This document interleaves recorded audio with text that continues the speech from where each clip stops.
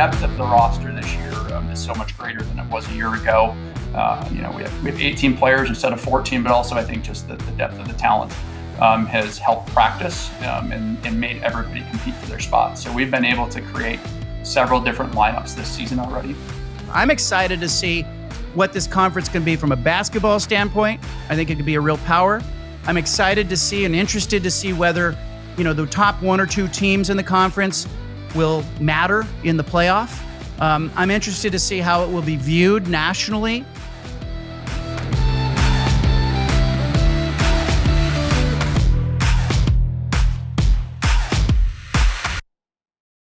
Welcome into the Inside WSU Athletics podcast. We've got another episode, and it is a packed one on tap here today. We'll, of course, talk about that really strong performance. What a showing for the football team down in Oxford against Ole Miss, and a couple of great guests stopping by this week. We'll have WSU volleyball coach Korey Schroeder joining us, and also John Canzano, journalist, johncanzano.com. His radio show, The Bald-Faced Truth, covers the Pac-12, covers sports in the Pacific Northwest, on the West Coast, college sports throughout. That'll be a really fun conversation to have. But first, we bring in, as we always do, the director of athletics here at WSU, Ann McCoy. And Ann, as we speak here today, not long ago that everyone, and I say everyone, you, the football team, and so many Cougs were down in Oxford for that game against Ole Miss, ultimately fell just short with the 24-21 loss, but boy, gave the number 4 team in the country all they could handle. And what a showing that was for the team and for Coug fans down there.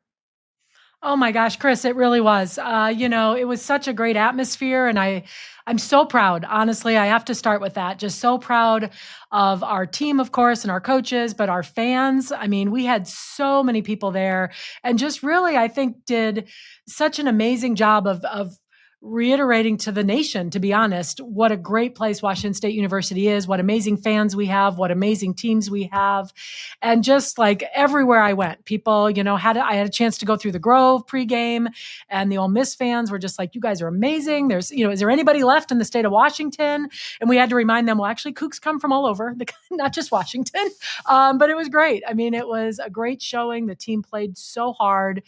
And it just felt like what we needed, quite frankly, both as a university, as a fan base. I mean, really, just to reiterate to not only everyone but ourselves that what we're doing matters, and fighting for what's great about college athletics matters. And the Cougs are here to fight, and the Cougs are here to stay. And it was the best. Like, to be honest, I know. If Coach Rogers were here, he'd remind me we're not going to talk about close or moral victories, but I just don't know how we could take anything less out of that other than, a victory for Cougar Nation, quite frankly. Yeah, it was what an environment and what an atmosphere, and just what a showing by the Cougs overall. And I was thinking about watching from the radio booth at the end of the game, seeing the team go back to the tunnel and all the fans singing the fight song. And I thought I heard a "Let's Go Cougars" chant break out as well. Definitely. And it felt like such a special day there, and another prime example of the outpouring of what it means to be a Coug. 100%. Like, to watch the interaction between the players on the field and the fans, and the number of people that were lined up to meet the team and tell them they were so proud of them as they went to the bus. I mean, just all of it. It was really great. I mean, it was a great day. And again, a couple points short of a victory, but great atmosphere. And several of the Ole Miss people said they'd love to come to Pullman and see what the Cougs have to offer. So we might have to work on that and get Ole Miss up to the Palouse. Wouldn't that be fun?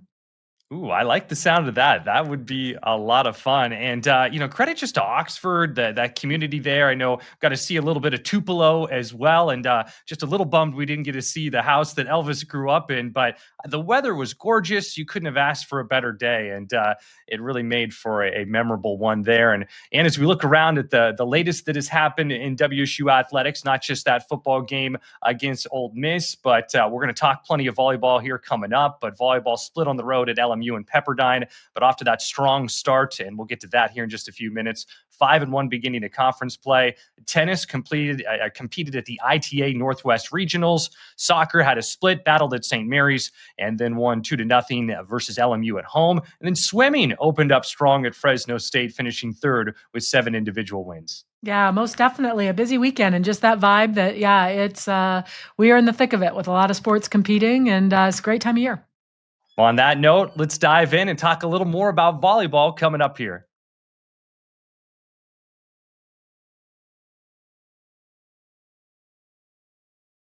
Well, we're excited to now talk more about WSU volleyball. And Ann, can you tell us who we have joining the podcast here today? Yeah, thanks, Chris. I'm super excited to have our head coach for volleyball, Korey Schroeder, with us today. Korey, welcome. Thanks, Ann.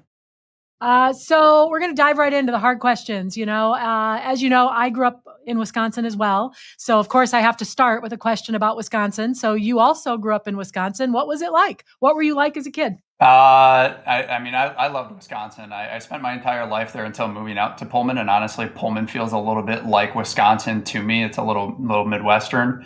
I grew up in a tiny town of Nichols, Wisconsin, which is 250 people. Basically, the entire thing was a trailer park, and I had a pretty unique experience growing up. And it was surrounded by farm fields. So that was kind of my youth. And I went to college in a small college town, Platteville, southwest corner of the state. Primarily an engineering school. Town was only 10,000 people. So to me, it's pretty similar to what Pullman is for Washington State. But I grew up playing baseball, basketball, football, and then had an opportunity when I got to high school to play some volleyball. Love Wisconsin. It's fun watching the Brewers right now. I rode the plane back from LA with my Brewers hat on. And unfortunately, I didn't get to watch. I got to watch the first 6 innings and then had to sit for 2 hours until we landed to see what the final result of Game 5 was. So, as you mentioned, you went to Platteville and played club volleyball there, I believe. So, what made you get into coaching? Did you always know that you wanted to get into coaching or sparking? And you gave a little bit of a glimpse when you mentioned it was mostly an engineering school. So, I'm gonna throw you that one about how'd you get into coaching? Yeah, I think I got really fortunate being around good people. So when I went to Platteville, I ran our club team. Had a really good coach for a couple of years there. She was our assistant of the women's NCAA team. Got in as a practice player with them as well, and then kind of a student manager and student assistant a little bit. And so then I went and did engineering for 2 years once I graduated, and volunteered at a high school. One of the players at Platteville was from Wausau, Wisconsin, where I ended up working. She referred me to one of the high school coaches. And from there, that coach she empowered me, gave me opportunities in the high school gym, and then told me, hey, you're going to be a head coach of a club team. You don't have an option. We don't have enough coaches around here. And then had an opportunity to the assistant coach that I had at Platteville. She got the head coaching job and hired me back down there. And so I've been really, really fortunate to have good mentors.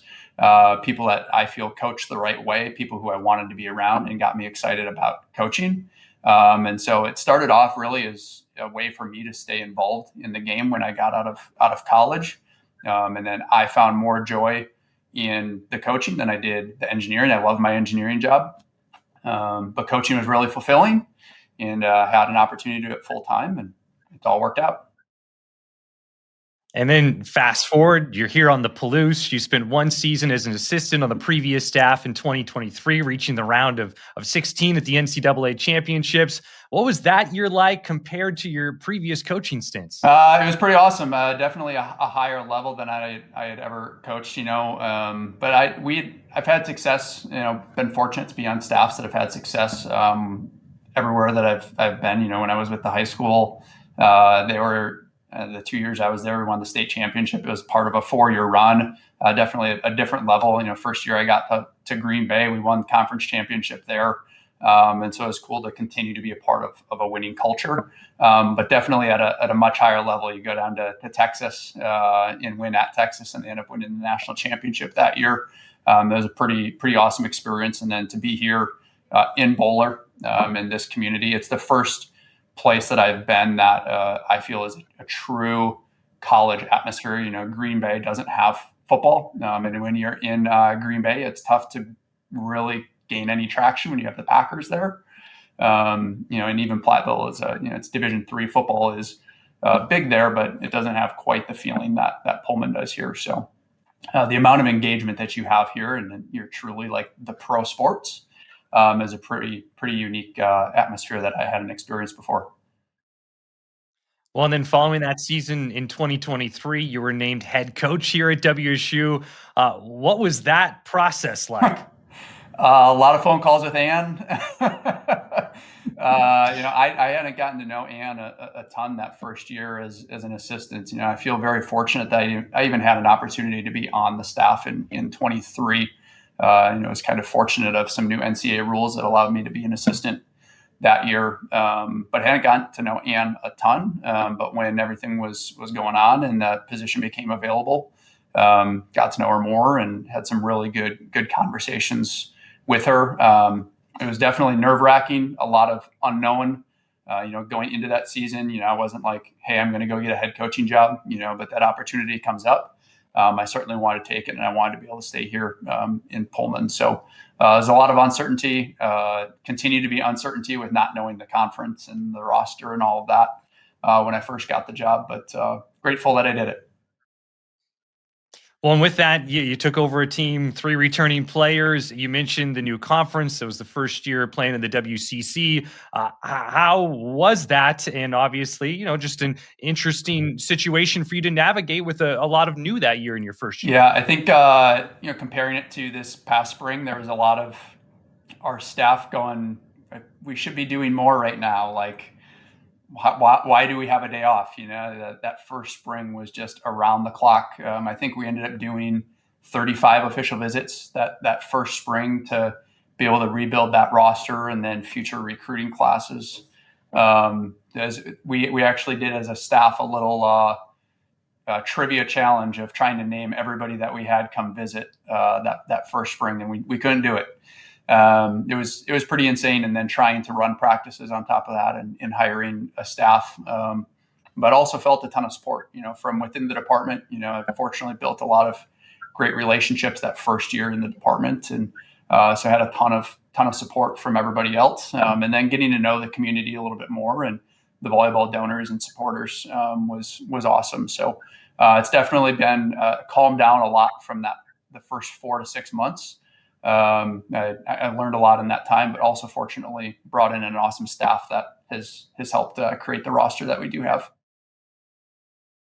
So, Korey, fast forward to this year, the team's off to a 5-1 start in WCC play and conference play, and maybe tell us a little bit about this year's team and looking forward for the rest of the regular season. Yeah, we're doing it. Well, I'll start off by saying we're home this Thursday against San Diego, battle of first and second place in the conference. We knocked them off at home last year. I think the first time that we've ever beat San Diego was here last year. So hopefully people can come out and watch that, and then Saturday against LMU. But no, it's awesome. But the depth of the roster this year is so much greater than it was a year ago.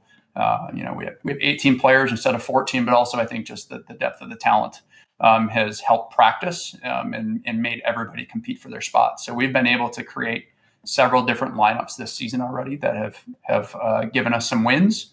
And it's been really nice. Last year, we felt pretty locked into the lineup that we had. We just didn't have the depth there. We've been able to go from a 5-1 offense to a 6-2 offense for anybody that knows what that is.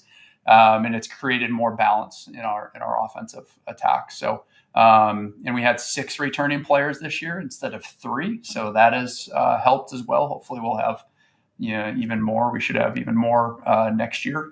But yeah, I think just having our systems in place a little bit more.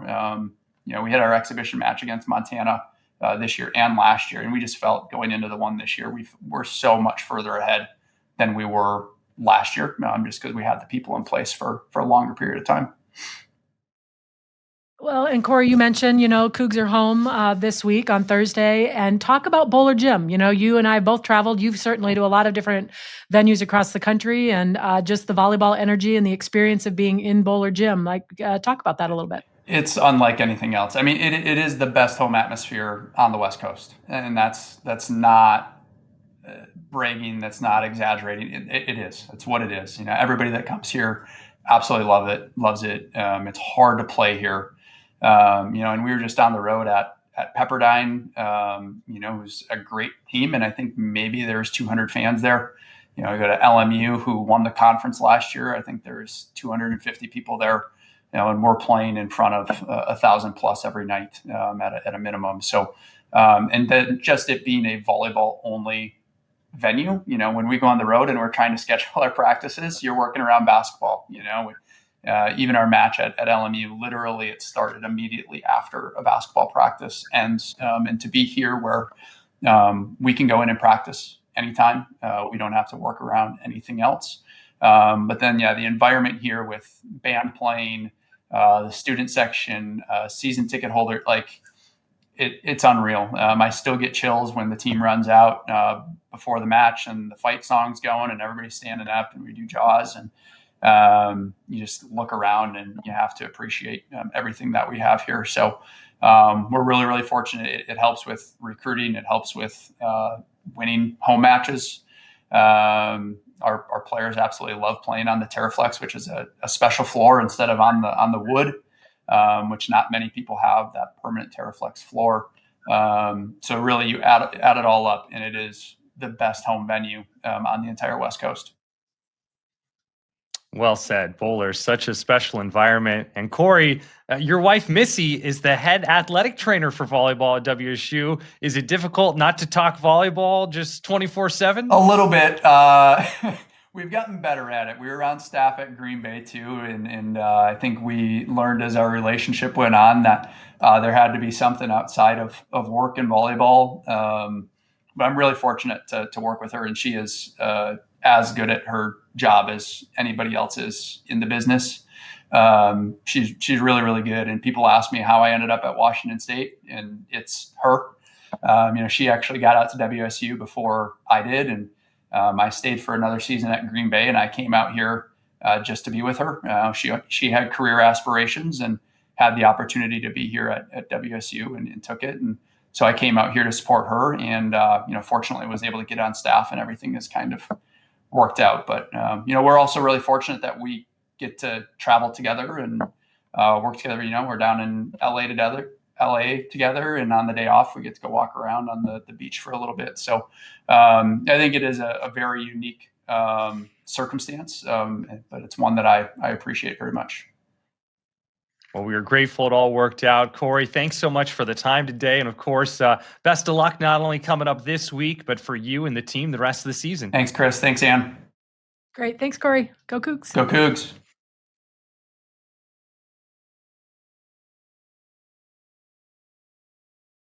All righty. Well, we are excited to welcome in our second guest. And Ann, this is someone, I think the tables are going to be turned here a little bit. Someone who's often asking you questions. I'll let you introduce who our next guest is and let you fire away with the first question for him. Yeah, Chris, I appreciate that. Yeah, John, this is a little bit of a turnaround. I'm a little nervous. Yeah, I'm a little nervous about this. I promise to be balanced and fair, just like you. Thank you. No, it's such a pleasure to have you on. I think Coug fans, college athletic fans everywhere, really appreciate you. And I know the Coug fans do and are really interested always in your insight. But we're going to start really tough. First question out of the chute. Quick background check. Where did you grow up? How did you get into journalism? Yeah, my dad was a professional baseball player. So he was with the New York Mets organization. He was in AAA in 1969 when the Mets won the World Series. And, born from that was a kid who was into baseball, football, and reading and writing. And I somehow managed to blend it all together, even though my college advisors said I would never make a living in sports writing. Come on, that's not a real job.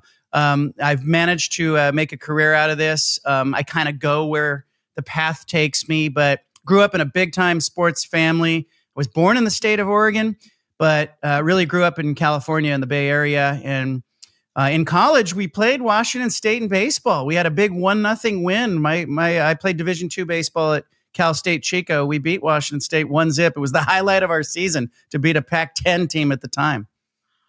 Well, you're welcome. You're welcome for that. Yeah, thank you. So you've been doing this a while now, and in a lot of different ways. Like, what are the changes you've seen in how you cover teams? Kind of specifically in your part of things. Yeah, look, I mean, we've watched traditional media die a slow death, and did not adapt, and too slow to adapt in the newspaper world, slow to adapt in the radio world. Television's going through some of that same stuff, but the content is still there, and if you have access to the sources, if you have access to the information, obviously it's changed how you disseminate that information. But I always tell people it's like, hey, you get candy in a number of different ways. You can get it in a Pez dispenser. You can get it in a candy bar. I have 3 daughters. We get it in ice cream cones all the time. But, as long as you have the goods and you have the information, how you disseminate that, you can be a little mercurial with it. And I think I've managed to do that. I worked at 6 different newspapers.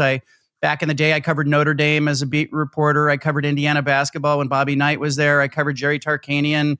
I've been on the NFL or Major League Baseball beat, but ultimately now I'm on my own. And I launched johncanzano.com like 3 years ago, and I feel like I'm in this really cool relationship with my readers. I still host a radio show that's syndicated across Oregon and parts of Washington, Southern Washington.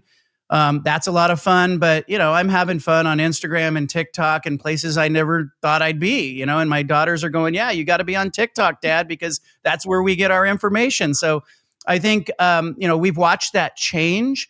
And I think you've watched some of the, entities like Washington State and others take more control of their content. But I still think people are going to, the trusted sources when they're interested in what's really going on. And so you mentioned born in Oregon, but spent a lot of time growing up in California. But I think you've spent the better part of 25 years back in the Pacific Northwest. Yeah. What have been some of your favorite stories that you've had during that time? It's the people. The people in the Pacific Northwest are different. And, I've written a bunch of columns about, I'm interested in the human interest stuff as well. And I think that I have more fun probably writing that sometimes than I do some of the stuff about realignment or expansion or lawsuits. But, I wrote a column one time about the housekeeper at the Moda Center, which was the Rose Garden Arena, the Blazers Arena. Trailblazers play there, NBA team. And so, this housekeeper that was making like $15 an hour found a $100 bill on the ground in the Blazers locker room. And her and her husband, they had no health care. They didn't own a car. They had, they're working for $15 an hour. There's no one around. I think most people would expect a housekeeper takes that $100 bill dropped by some NBA player and sticks it in her pocket, but she didn't. She turned it in, and she put a note, found this in the locker room. Turned out it was Travis Outlaw's $100 bill. He was a rookie with the Blazers at the time. And, Travis went back and told Sarah, keep the $100 bill. Well, I wrote this column about Sarah and her husband cleaning the locker room, and readers read it and started sending me letters. And I started getting emails and letters, and my mailbox filled up with the paper, and I started opening the letters. People were sending $100 bills. And they said, give this to Sarah, give this to her husband who needed glasses. He didn't even have a pair of glasses. And, tell them thanks for doing the right thing. And there were $11,000 in $100 bills that got sent in. And wow. I wrote a follow-up about it. And I said, this doesn't happen in the Midwest if I'm covering Indiana or Notre Dame. It doesn't happen in the South. I covered Florida State. I was down in Tallahassee. This doesn't happen in the Bay Area where people are so transient, they're not connected to it. It's a Northwest story. And that happens over and over and over again. I've encountered, readers who feel moved, who feel connected to each other. I think the fabric of community in places like Pullman and Corvallis and other towns and cities across the Northwest is just different. The people are connected. They take care of each other here. That is really a remarkable story there. And I guess we're going to divert back to the stuff that is more of the nitty gritty, the stuff that has taken up a lot of your time and attention in recent years. And it's the Pac-12 conference. You've covered it like no other. What are your thoughts on what has happened to the Pac-12 over the last few years? Yeah, look, we've talked about all the changes in the media industry. I think you're seeing a lot of that has happened rapidly in college athletics. I grew up on the Pac-12. I grew up listening to Stanford and Cal games and feeling connected to those schools and schools in the Bay Area and Arizona and certainly the Washington and Oregon schools. And to see that all fractured is really sad. Like David Shaw told me, when UCLA and USC left, that first step, David Shaw, the Stanford coach, who I think is a really smart guy, He told me, he said, geography is a powerful force. He says, I think eventually this comes back together in some way. And I'm hopeful that that happens. Like, can you bring back a 108-year-old conference after everything that's been done? Probably not. You can't unwind that. But I think the geography ultimately will win out. The Olympic sports are still important. I've covered 5 Olympics games. I'm looking around going, how many athletes came up through that feeder system that was the Pac-12 conference and won medals and represented our country? That's all in jeopardy now because so much emphasis has been placed on football. I saw the op-ed from the University of San Diego president in the New York Times where he's saying, hey, football should just split away and do its own thing. Eventually it may go there. But right now, this next 5 years, I think, is a really pivotal, important part. I think the Pac-12 has positioned itself the best that it can. If you think about this, and Ann knows this better than anybody, think about what Oregon State and Washington State have been through, okay? They get left behind. They get told to go away and just fold it up. They end up in a lawsuit. It's 2 against 10. They get a settlement out of that that's favorable. They end up trying to reconstruct themselves. They're now in further litigation. Like, nothing about this has been easy. But I think the thing that is driving Oregon State and Washington State is that same principle that David Shaw talked about. He's like, there's a powerful force here that wants this to exist, that wants it to move forward. And I think the story at the end is going to be one about, look at all the adversity that Oregon State and Washington State went through. And where do they end up in 2032, 2034? What happens beyond this cycle? And a lot of us may not be here to cover it, but I think we'll all be watching it. I think you can make a movie, you could write a book. I mean, it could be a series. I've talked to TV producers who want to make a sitcom about it. Like, the whole thing is just, it's so unbelievable to think about everything that this conference has been through. Wow, the sitcom part of it. I guess it depends on your perspective. I mean, maybe more of a drama from some point of view. True. Well, John, you kind of touch on that a little bit there, but here we are. The revamped Pac-12 will be starting before we know it. Just in that, what it's going to look like, the teams that will be joining WSU and Oregon State. Where does your mind go to when you think about what the revamped Pac-12 is going to look like? Well, people keep saying, oh, this is just the glorified Mountain West. It's not. I mean, I think you have to look at it a little differently. I mean, this is the top of the Mountain West Conference. It's the schools in the Mountain West that punch above their weight. It's Oregon State and Washington State.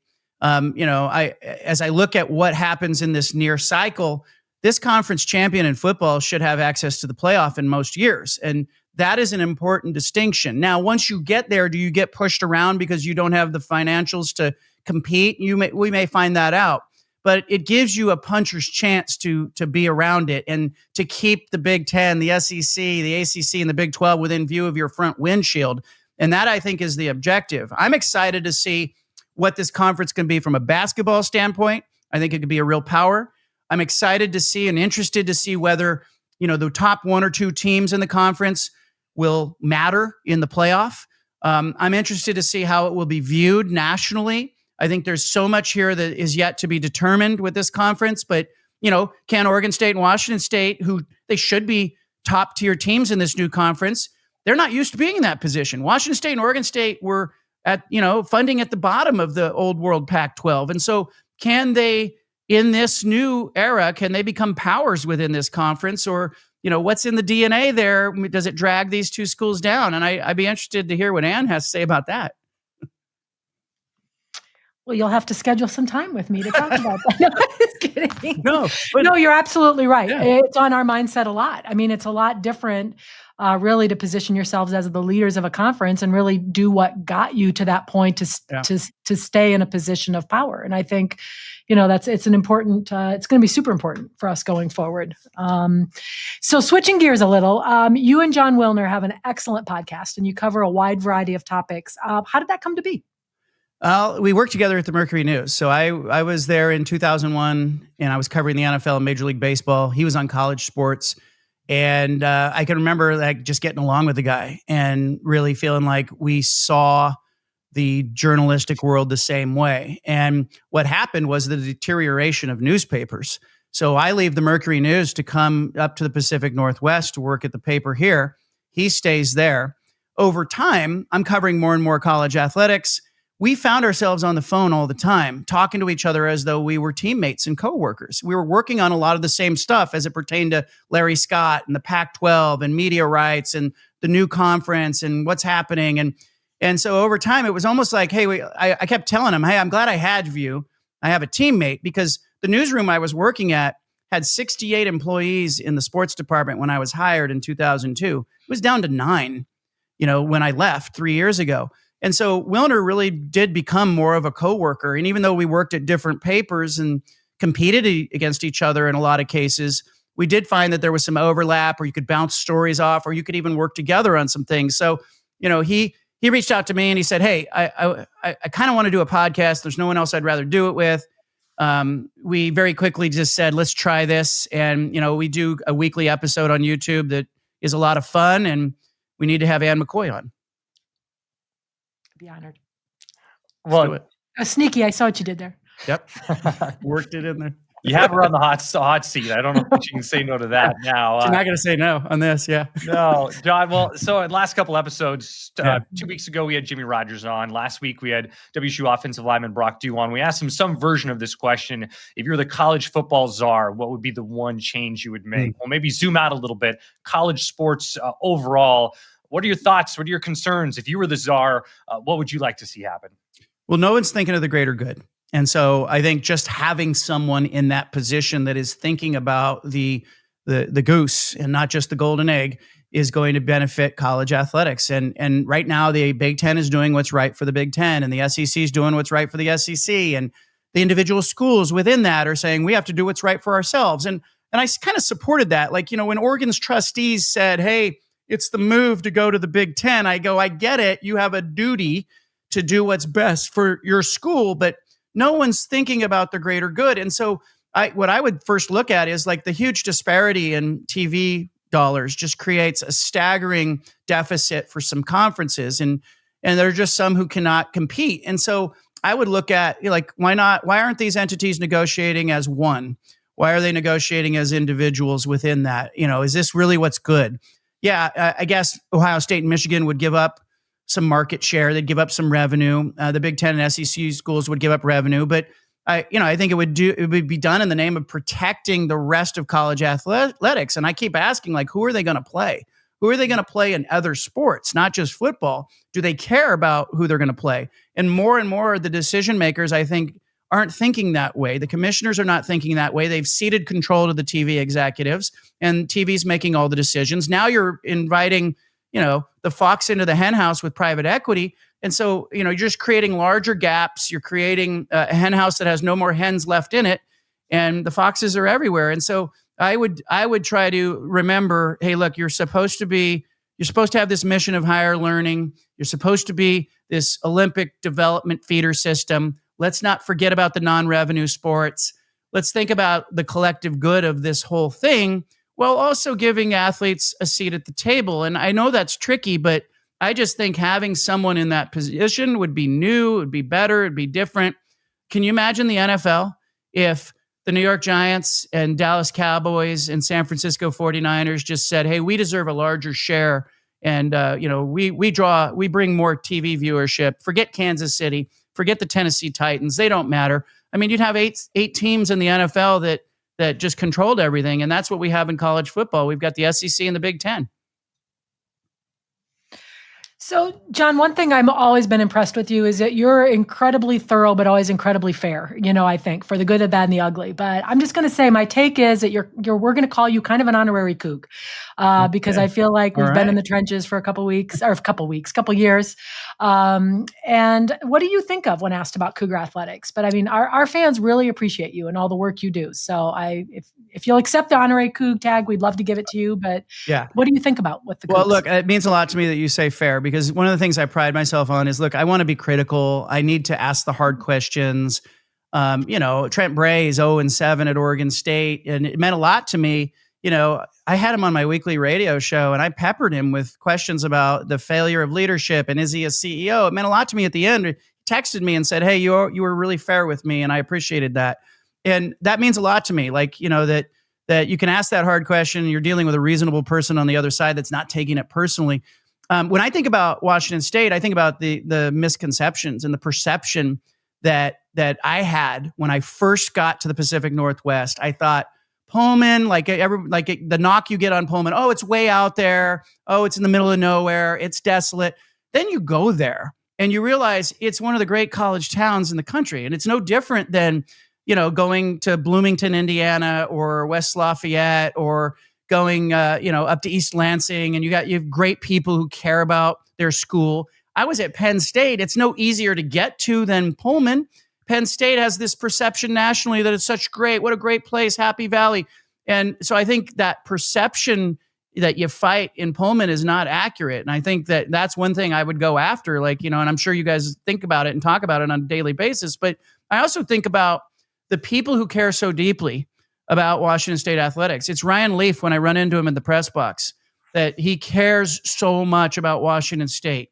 It's Jack Thompson, cares so much about Washington State. It's Drew Bledsoe, and it's, the administrators there, and everybody feels like they're fighting a good fight. And I think that isn't true of all places. I've covered programs where the athletes kind of come and go and they see it as a transactional relationship. But I think you literally have the figurative Leatherman's jacket on a lot of former Washington State players. And, I think that identity is important in a world where we're all going, hey, it's being sold out to TV. I think Washington State, Oregon State, and schools like that need to cling to it. So speaking of that, that's a great reminder of one other thing we need to ask you about. You and Mike Leach had a really great relationship, I think. Favorite memory or some thoughts? I have voicemail messages from Leach that I cannot bring myself to delete. They're on my phone. It's look, he used to call because he was a night owl. He was a night owl, and he would call at the oddest times. He'd be walking his dog, or he'd be unable to sleep, and he'd just have something on his mind. He'd be asking about something that I had reported on. He would be, just exchanging ideas. And often the conversations were not about football or sports or anything. He also had a daughter that was living in the Portland metropolitan area. And so I thought he liked me because he kept coming on my radio show, but I found out later his daughter would listen to the interviews. And so it was a way, I think, for him, while he was in Pullman, to feel like he was connected to his kid and let her hear him, quirky old dad, riding his bike, or he was at a gas station pumping his gas or getting coffee, and he's talking on the phone doing an interview. I talked to him shortly before his death, and I think our last conversation, he had called me. He was walking his dog. It was late at night, and he was just kind of spitballing about college athletics. And I can even remember when he got down to he went down to Mississippi, and he's down in Starkville or whatever during the pandemic. It was a Saturday night. They were supposed to be playing a game. And my phone lights up. I'm on the sofa watching TV, and my phone lights up, and it's a FaceTime from Mike Leach. Now, I don't know if you ever have received a FaceTime when you're like, I'm not ready for people to see me or whatever. I'm like straightening up on my sofa, and I answer the call, and it's Leach, and he's with one of his favorite Washington State boosters. You all probably know who it is. And they're hanging out on a Saturday night where there should be a game. And Leach is like, we should be having a game, but there's a pandemic going on. And he was having a cocktail. And I was like, that is the weirdest thing. Like, just to have, a FaceTime call from Mike Leach out of the blue. Obviously missed the guy. He comes up regularly. My Monday mailbag this week, there were 2 questions where Leach got referenced. One of them was about, is there alien life out there? And Leach had strong thoughts about that, as you might expect. But just such a big personality and an important person as it pertains to what we see now in college football. Like, his imprint on college football is unmistakable. Well, John, great stuff. That's a heck of just stories about Mike Leach there. I can only imagine looking when you're not ready and seeing Mike Leach trying to FaceTime you. Oh my gosh. Can you imagine? My first thought was, is this accidental? Did he butt dial me? Am I going to pick that up and I'm going to find Leach with a towel wrapped around his waist, getting into the am I ready for this? And nope, it was Leach raising a cocktail going, we should be playing a football game, but here we are, just hanging out in Mississippi. I have to say, one of our RVs has the Mike Leach, George Costanza pose on the side of it. It's like every time it comes in, it all makes us smile. So I love it. Anyway. Well, John, this has been great. We really appreciate the time. Thanks for spending a few minutes to join us here. Thank you, guys. Appreciate you. Thanks so much, John. Take Bye-bye. care. Again, not only a big thanks to John, but to Korey Schroeder as well. For Ann McCoy, I'm Chris King signing off. That will do it for this week's edition of the Inside WSU Athletics podcast. Thanks for tuning in, and go Cougs.